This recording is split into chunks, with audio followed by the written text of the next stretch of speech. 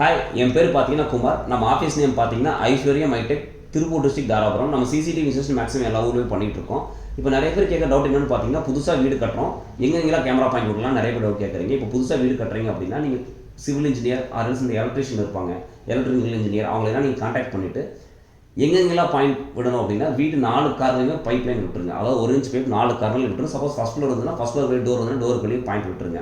இது எல்லாமே இந்த பாயிண்ட் எல்லாமே எங்கே வரணும் அப்படின்னா, நம்ம அந்த செட்டப் பாக்ஸ் சொல்லுவோம், என்விஆர் அது டிவிஆர் அந்த மாதிரி சொல்லுவோம். அது எந்த இடத்துக்கு வைக்கணுமோ அந்த இடத்துக்கு வந்து இந்த மொத்த பைப் எல்லாம் ஒரு இடத்துல மீட் பண்ணுற மாதிரி வச்சுருங்க. செகண்ட் திங், அந்த செட்டப் பாக்ஸ் வைக்கிற இடத்துல பைப் வந்திருக்குல்ல, அங்கேருந்து எங்கெங்கெல்லாம் டிவி இருக்கோ அங்கெங்கெல்லாம் பைப் லைன் விட்டு வச்சுருங்க. ஃப்யூச்சரில் எங்கெங்கே டிஸ்பிளே பார்க்கணுமோ அங்கெல்லாம் பார்த்துக்கலாம். இது ஈஸியாக இருக்கும்.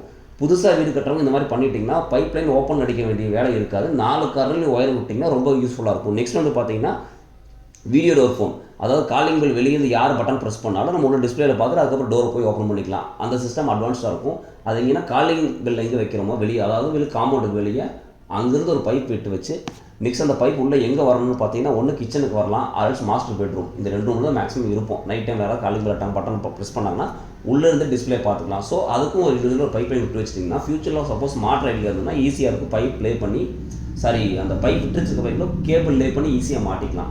இந்த மாதிரி சிசிடிவி ரிலேட்டட் உங்களுக்கு ஏதாவது டவுட் இருந்துச்சுன்னா அந்த டவுட்டை கீழே கமெண்ட் செக்ஷனில் கமெண்ட் பண்ணுங்கள். எனக்கு தெரிஞ்ச நாலேஜை உங்களுக்கு கண்டிப்பாக கிளியர் பண்ணி கொடுக்குறேன். தேங்க்ஸ்.